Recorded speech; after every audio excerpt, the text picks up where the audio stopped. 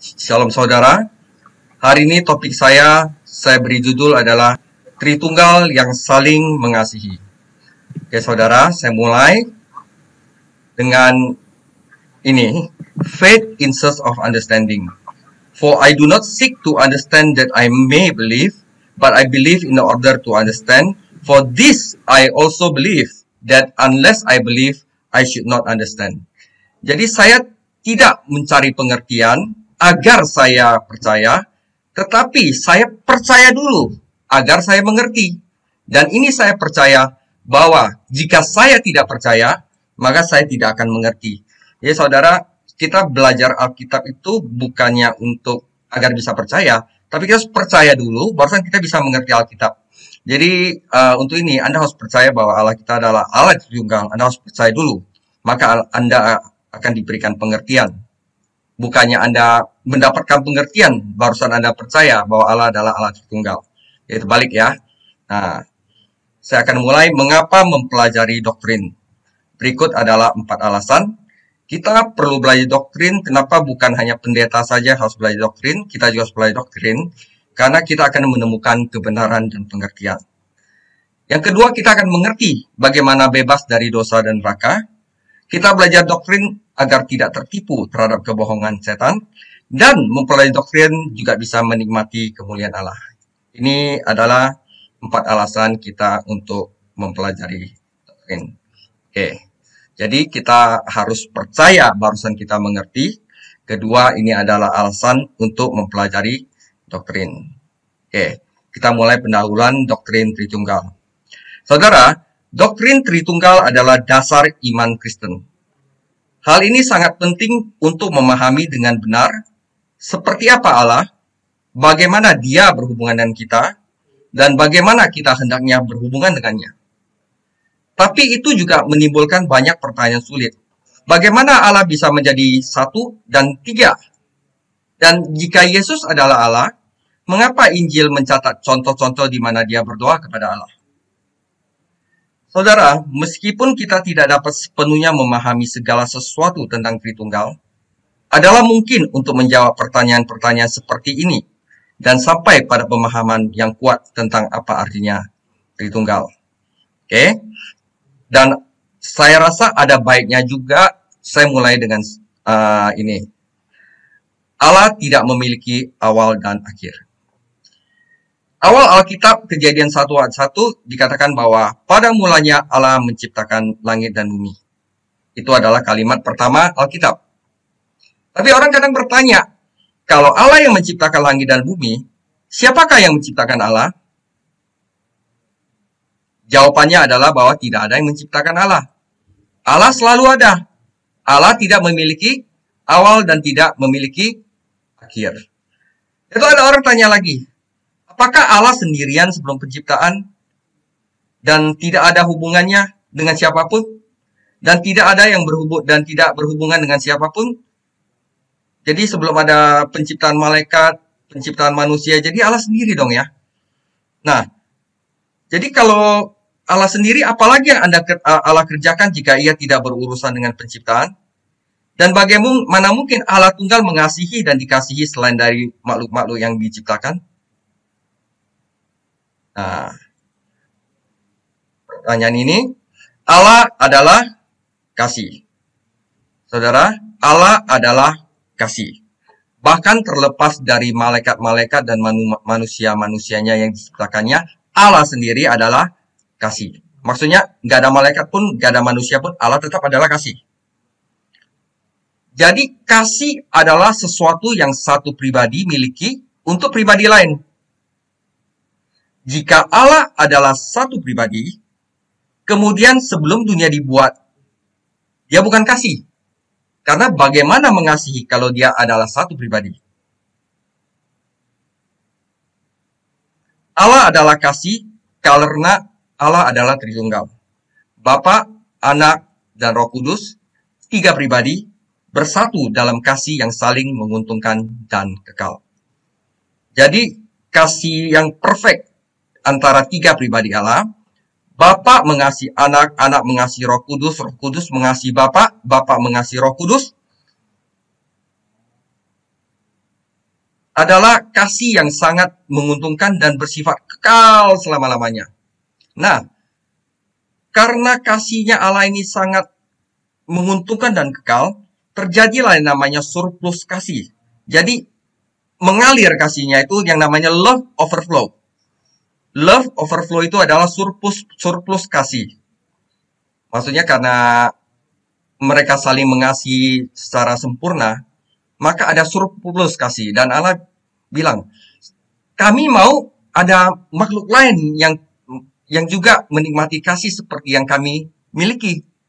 Nah, jadi Allah menciptakan makhluk-makhluk lain seperti malaikat atau manusia itu dari surplus kasih mereka. Dan surplus kehidupan, karena dalam kasih ada kehidupan.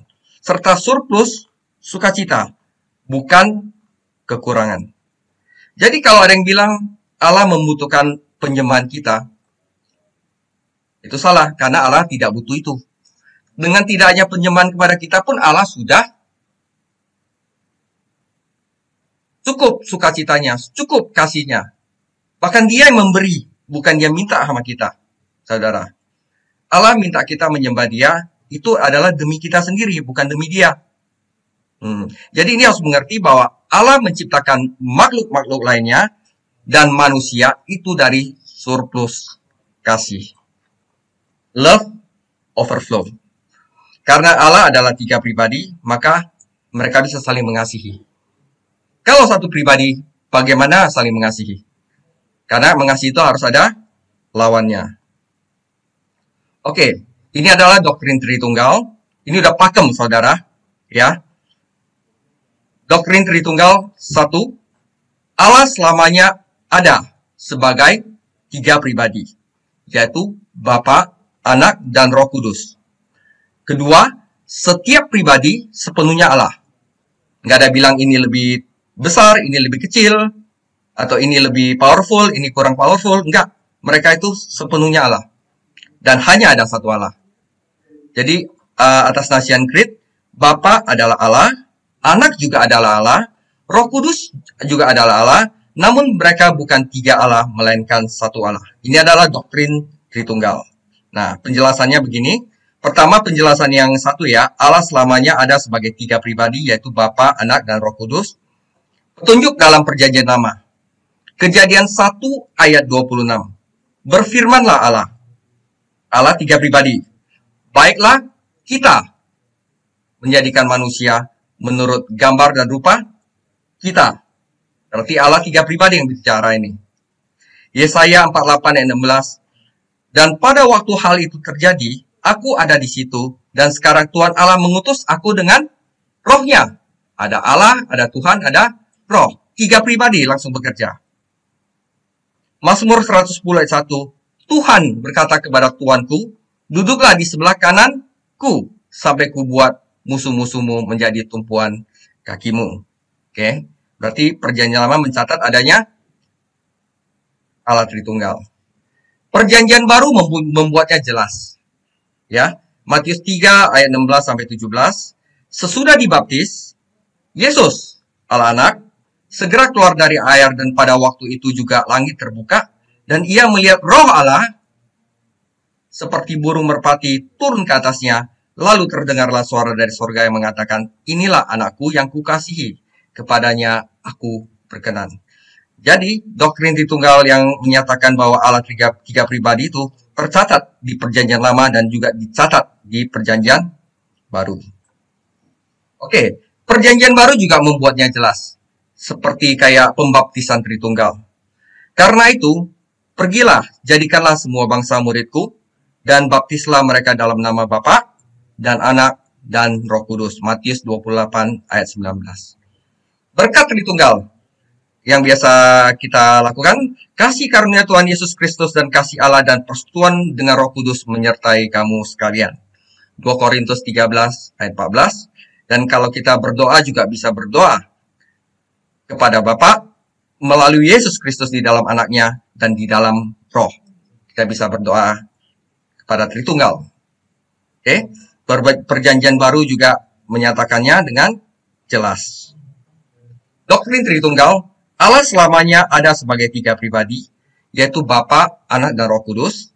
Sekarang adalah poin kedua. Setiap pribadi sepenuhnya Allah. Oke. Yesus adalah Allah. Berarti setiap pribadi adalah Allah. Yesus adalah Allah. Yohanes 1 ayat 1 sampai dan 14. Pada mulanya adalah firman. Firman itu bersama-sama dengan Allah. Dan firman itu adalah Allah. Firman itu telah menjadi manusia dan diam di antara kita. Menyatakan apa? Yesus adalah Allah. Mengapa orang berkata begitu? Ia menghujat Allah. Siapa yang dapat mengampuni dosa selain daripada Allah sendiri? Waktu itu Yesus berkata, anakku, dosamu telah aku ampuni. Berarti dia adalah Allah. Karena hanya Allah yang bisa mengampuni dosa. Thomas menjawab dia, ya Tuhanku, Allahku. Yesus adalah Allah. Roh Kudus adalah Allah. Aku akan minta kepada Bapa dan ia akan memberi kepadamu seorang penolong yang lain. Yohanes 14 ayat 16. Tetapi Petrus berkata, Ananias, mengapa hatimu dikuasai iblis, sehingga engkau mendustai Roh Kudus? Engkau bukan mendustai manusia, tetapi mendustai Allah. Jadi Roh Kudus adalah Allah. Kisah Para Rasul 5 ayat 3 sampai 4. Tidak tahukah kamu bahwa kamu adalah bait Allah dan bahwa Roh Allah diam di dalam kamu? Jadi Roh Kudus adalah Allah. 1 Korintus 3 ayat 16. Ini jelas membuat setiap pribadi adalah sepenuhnya Allah. Jelas, yang pertama jelas, yang kedua jelas. Yang ketiga, hanya ada satu Allah. Hanya ada satu Allah. Ulangan 6 ayat 4. Dengarlah hai orang Israel, Tuhan itu Allah kita, Tuhan itu Esa. Akulah Tuhan dan tidak ada yang lain, kecuali aku tidak ada Allah. Aku telah mempersenjatai engkau, sekalipun engkau tidak mengenal aku. Yesaya 45 ayat 5. Roma 3:30, artinya kalau ada satu Allah yang akan membenarkan baik orang-orang bersunat karena iman maupun orang-orang tak bersunat juga karena iman. Satu Allah, saudara. Jadi doktrin Tritunggal adalah Allah selamanya ada sebagai tiga pribadi, yaitu Bapa, Anak, dan Roh Kudus. Setiap pribadi sepenuhnya Allah dan hanya ada satu Allah. Itu udah pakem. Nah, beberapa penyangkalan doktrin Tritunggal adalah Arianisme, dan Arius mengklaim bahwa Yesus dan Roh Kudus tidak sepenuhnya Allah. Mormon menyatakan begitu, Saksi Yehova juga menyatakan begitu, Unitarian juga mengatakan begitu. Pengajaran benar orang Kristen mengaku bahwa Yesus, Roh Kudus, dan Allah semuanya sepenuhnya adalah Allah. Mereka tidak mempercayai itu, dan kalau begitu disebut dengan sesat. Modalisme. Ada yang percaya bahwa Yesus dan Roh Kudus itu adalah jelmaan lain dari Allah yang sebenarnya satu pribadi. Jadi Allah itu satu pribadi, tapi lagi kedua dia menjelma jadi Yesus, menjadi pribadi yang lain, menjadi Yesus, dan akhirnya menjelma lagi ke Roh Kudus. Nah, itu adalah modalisme, dan itu juga salah. Ada juga yang disebut triteisme, yaitu ada tiga Allah terpisah yang tidak bersatu sebagai satu Allah. Jadi ada tiga Allah gitu. Ini adalah penyangkalan doktrin Tritunggal. Jadi kalau misalnya nanti ada pengajaran sesat yang mengatakan bahwa mereka tidak sepenuhnya Allah, mereka sesat. Ada berkata bahwa Yesus dan Roh Kudus adalah jelmaan dari Allah yang sebenarnya satu pribadi. Itu juga salah karena Allah jelas-jelas adalah tiga pribadi. Triteism juga salah karena mereka berkata adalah Allah yang terpisah yang tidak bersatu sebagai satu Allah. Nah, saudara, Tritunggal itu lebih dari personal. Allah tidak hanya mempunyai satu pribadi. Jadi bedanya gini, Allah tidak hanya mempunyai satu pribadi, tetapi persatuan super personal dari tiga pribadi ilahi. C.S. Lewis menulis, pada tingkat manusia, satu pribadi adalah untuk satu makhluk, dan dua pribadi adalah untuk dua makhluk terpisah. Pada tingkat ilahi, Anda masih menemukan kepribadian, tetapi di atas sana Anda menemukan mereka digabungkan dengan cara-cara yang tidak hidup pada tingkat itu, yang kita tidak dapat bisa membayangkan. Nah, saudara, ini tulisan ini memang agak sulit dimengerti. Karena itu saya akan khusus di sini untuk membahas ini, dan ini akan membantu kita juga untuk mengerti tentang doktrin Tritunggal. Karena itu dalam saya membahas tentang apa yang C.S. Lewis ajarkan, ini kita harus agak super konsentrasi dan super hati-hati, dan saya akan pelan-pelan, saudara. Ya, saya akan mulai. Saudara, oke. Tujuannya itu agar kita bisa lebih mengerti kenapa, apa yang disebut tiga pribadi, saudara. Saudara, dan sekarang untuk beberapa menit, saya harus meminta Anda untuk mengikuti agak hati-hati. Pertama, kalau kita membayangkan di ruang angkasa, saudara, Anda tahu bahwa di ruang angkasa, Anda dapat bergerak dalam tiga cara, saudara. Kita bisa ke kiri, bisa ke kanan, kita bisa maju, kita bisa mundur. Tapi bisa juga ke atas, ke bawah, saudara. Tiga dimensi. Setiap arah adalah salah satu dari tiga cara. Atau kompromi di antara mereka. Kalau mau kiri-kiri, mau kanan-kanan, mau lurus ke depan, mau ke belakang, mau naik-naik, mau turun-turun. Tapi bagi orang yang tinggal di darat, mereka bingung mau naik bagaimana, mau turun bagaimana. Karena mereka hidup di dalam dua dimensi. Misalnya kita nyetir mobil, saudara. Mungkin kita bisa ke kiri, bisa ke kanan, maju, mundur. Coba disuruh naik ke atas. Nggak bisa, saudara. Karena di dua dimensi. Ini kita harus ngerti dulu. Ada hal seperti ini di ruang angkasa. Oke, saudara. Sekarang perhatikan ini. Jika Anda hanya menggunakan satu dimensi, Anda hanya dapat menggambar satu garis lurus, thread. Itu satu dimensi. Jika Anda menggunakan dua dimensi, Anda dapat menggambar suatu bentuk. Katakanlah persegi. Atau segitiga. Itu dua dimensi. Dan persegi terdiri dari 4 garis lurus. Oke. Jadi, persegi adalah gabungan dari 4 dari satu dimensi. 4 garis lurus. Sekarang kita maju selangkah lagi. Jika Anda memiliki 3 dimensi, Anda kemudian dapat membangun apa yang kita sebut dengan tubuh padat. Yaitu kubus. Persegi, kotak, hal seperti dadu.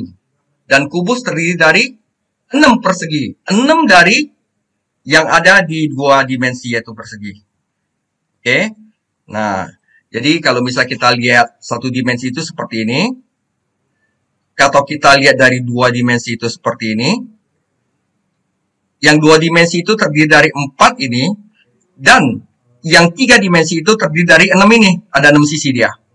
Jadi saudara, dengan kata lain, saat Anda maju ke tingkat yang lebih nyata dan lebih rumit, tetapi Anda tidak meninggalkan di belakang hal-hal Anda yang temukan. Jadi untuk persegi Anda masih ada satu dimensi. Dan untuk 3 dimensi Anda masih ada yang namanya 2 dimensi. Anda tidak meninggalkan di belakang Anda hal-hal yang Anda temukan di tingkat yang lebih sederhana. Anda masih memilikinya, tetapi dikombinasikan dengan cara-cara baru yang tidak dapat kita bayangkan jika Anda hanya tahu tingkat yang lebih sederhana. Seperti kayak kita naik mobil, kalau disuruh naik ke atas sama turun ke bawah, kita bingung. Karena kita hanya di dalam 2 dimensi. Tapi kalau kita di ruang angkasa, kita barusan bisa ngerti. Karena di sana bisa jalan ke 6 penjuru itu, saudara. Nah, sekarang catatan Kristen tentang Allah melibatkan prinsip, saudara, prinsip yang sama. Kalau tingkat manusia, tingkat kita adalah sederhana. Dan tingkat yang agak kosong, saudara. Kalau tingkat manusia, satu orang, itu satu makhluk, saudara. Satu pribadi. Kalau 2 orang, itu 2 makhluk yang terpisah. Seperti dalam 2 dimensi. Satu persegi adalah satu bentuk. 2 persegi adalah 2 bentuk yang terpisah. Jadi 2 orang adalah 2 orang yang terpisah. Tetapi saudara, pada tingkat ilahi, Anda masih menemukan kepribadian. Tetapi di atas sana, di tingkat ilahi saudara, Anda menemukan mereka digabungkan dengan cara-cara baru yang kita tidak hidup pada tingkat ilahi yang dimana kita tidak bisa bayangkan. Jadi seperti kita hidup hanya satu orang itu cuma satu persegi gini, tetapi di tingkat ilahi mereka bisa digabungkan seakan-akan bahwa mereka adalah suatu makhluk kudus yang luar biasa yang memiliki 3 pribadi. Ini tidak bisa dibayangkan di tingkat manusia, saudara. Jadi di dalam dimensi Allah, sehingga untuk berbicara, Anda menemukan Allah yang 3 pribadi, sementara tetap adalah hanya satu. Seperti kubus, saudara, adalah 6 persegi, sementara disebut satu kubus. Tentu saja kita tidak bisa sepenuhnya memahami Allah seperti yang saya jabarkan itu, tetapi prinsip 1, 2, 3 dimensi seperti yang saya katakan persegi dan kubus, itu hanya mengajarkan, membayangkan kita sehingga kita mempunyai suatu gambaran, gagasan yang samar-samar. Tentu saja kita tidak bisa sepenuhnya memahami Allah seperti itu, sama seperti jika kita begitu dibuat bahwa kita hanya melihat dalam 2 dimensi, dalam ruang kita tidak pernah bisa membayangkan kubus. Tetapi kita bisa mendapatkan semacam gagasan samar itu, saudara. Jadi, ini contohnya, saudara. Seorang Kristen sederhana biasanya berlutut untuk mengucapkan doa-doanya. Dia mencoba untuk berhubungan dengan Allah. Tetapi jika ia seorang Kristen yang benar-benar, ia tahu bahwa apa yang mendorong dia untuk berdoa adalah Allah, sehingga untuk berbicara ada Allah di dalam dirinya, tetapi dia juga tahu bahwa semua pengetahuan yang sebenar tentang Allah datang melalui Kristus yang juga adalah Allah, bahwa Kristus berdiri di sampingnya untuk membantu dia berdoa, dan berdoa untuknya. Bayangin. Jadi seluruh Trinity itu ada di kehidupan dia. Dia mencoba berdoa kepada Allah, tetapi Allah itu ada di sampingnya. Allah itu yang mendorong dia. Pengetahuan dia adalah dari Allah. Dan Allah sendiri membantu dia untuk berdoa. Nah, coba Anda pikirkan apa yang terjadi. Allah adalah hal yang dia berdoa. Allah juga di dalam dirinya mendorong dia untuk berdoa dan memberinya kekuatan. Allah juga jalan dan jembatan di mana dia didorong ke tujuan itu. Sehingga seluruh kehidupan dari Allah 3 pribadi benar-benar terjadi dalam kamar tidur di mana seorang pria yang berdoa mengucapkan doa-doanya. Artinya apa? Pria itu sedang terjebak ke dalam kehidupan yang lebih tinggi, supernatural, atau yang namanya kehidupan rohani. Ia sedang ditarik ke dalam dimensi Allah, oleh Allah, sementara dia masih merupakan diri dia sendiri. Jadi ini semoga bisa membantu kita mengerti apa itu pribadi. Kenapa di atas sana ada satu makhluk dengan 3 pribadi? Karena dia adalah Tuhan, dia adalah Allah. Yang nggak bisa dibayangkan seperti manusia, satu makhluk adalah satu pribadi. Seperti persegi dan kubus, saudara. Oke, kita lanjutkan lagi. Tritunggal dalam pekerjaan keselamatan. Yesus berkata, tidak seorang pun datang kepada Bapa kecuali melalui aku. Dan dia juga mengatakan, tidak ada seorang pun yang dapat datang kepadaku jikalau tidak ditarik oleh Bapa yang mengutus aku. Keselamatan adalah pekerjaan yang melibatkan Bapa dan Anak, tetapi Bapa dan Anak juga tidak melakukan apa-apa di luar dari Roh Kudus. Jadi jika seorang tidak memiliki Roh Kudus, dia bukan milik Kristus. Jadi setiap pribadi Tritunggal adalah penting dalam pekerjaan keselamatan. Saudara, Tritunggal itu seperti matahari. Kalau kita mencoba untuk menatapnya dan mencoba untuk mengerti, kadang-kadang kita bisa buta menatapnya, saudara, karena kita tidak tahan melihat sinarnya. Tetapi kenyataan bahwa itu ada dan memberi hidup dan menghangatkan sesuatu itu nyata. Tritunggal itu sulit untuk dijelaskan, Tritunggal bahkan sulit untuk dibayangkan, namun Tritunggal adalah satu-satunya Allah yang benar, satu-satunya Allah yang layak disembah. Jadi, tidak mungkin Anda memiliki hubungan yang benar dengan Allah, sementara menyangkal Tritunggal dan tidak menerima Yesus Kristus sebagai Allah. Oh, saya percaya Allah, tapi Yesus saya nggak percaya. Berarti Anda tidak percaya kepada Allah. Karena Yesus adalah Allah. Saya tidak percaya Roh Kudus, berarti Anda tidak percaya kepada Allah. Itu jelas. Dan sebagai penutup, saudara, Bagaimana Anda bisa menolak Yesus dan menjadi benar dengan Allah Bapa? Jika Anda tidak mengasihi Yesus, Anda tidak dapat mengasihi Bapa. Supaya semua orang menghormati anak sama seperti mereka menghormati Bapa. Barang siapa tidak menghormati anak, ia juga tidak menghormati Bapa yang mengutus dia. Yohanes 5 ayat 23. Jadi saudara, kesimpulannya, setiap agama yang menolak Tritunggal, menolak Allah. Karena Tritunggal adalah Allah, dan tidak ada Allah selain daripada persatuan tiga pribadi, yaitu Bapa, Anak, dan Roh Kudus. Demikian firman hari ini. Tuhan Yesus memberkati.